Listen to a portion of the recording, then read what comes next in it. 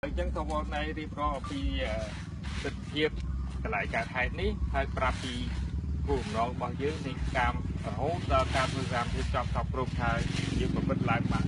របៀបយ៉ាងម៉េចចឹងសូមបង្ហាញប្រាប់ដល់សម្រាប់កិច្ចបាទ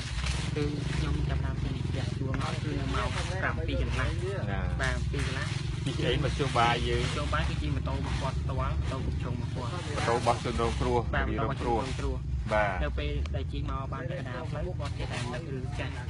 បាទមិនចាស់គឺរឿងអីគេអាហ្នឹងសូមចង្អុលបង្ហាញមិនគួរណាគាត់ទៅពាក្យដឹងពលិដឹងអីដើម្បីឲ្យ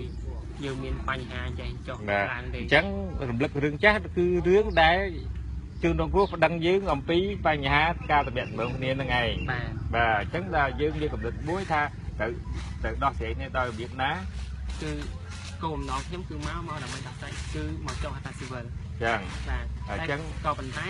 ដល់ពេលបានតែកណ្ដាលផ្លូវគឺគាត់បង្វែកខ្ញុំមានអារម្មណ៍ខឹង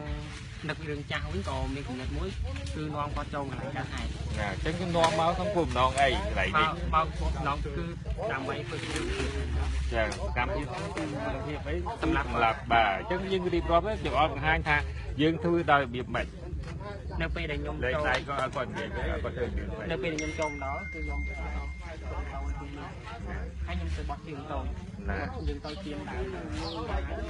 ដល់ពេលខ្ញុំមកវិញគឺគាត់អង្គុយចាំណាដល់ពេលអង្គុយចាំគឺខ្ញុំបានធ្វើកម្មភាពគាត់តែមកបាទហើយពីហ្នឹងម៉ូតូចតត្រង់ណាចោលបង្ហាញប្រាប់បាទគេ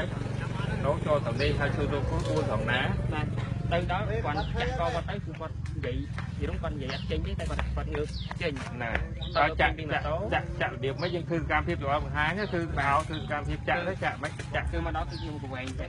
ចាំកគាត់ហើយគាត់ក៏បោះជើងគាត់ស្អាតស្អាតទេគាត់បោះជើងចេញបោះជើងចេញគាត់ដួលនៅចំនេះហើយខ្ញុំចាក់គាត់ប្រមាណកបិតសរុបទៅប្រហែលជាច្រើនកបិតតែថាយើង4-10កបិតបាទ4-10កបិតហើយចាក់ឲ្យធ្វើម៉េចទៀតដល់ពេលខ្ញុំចាក់ហើយខ្ញុំប្រវែង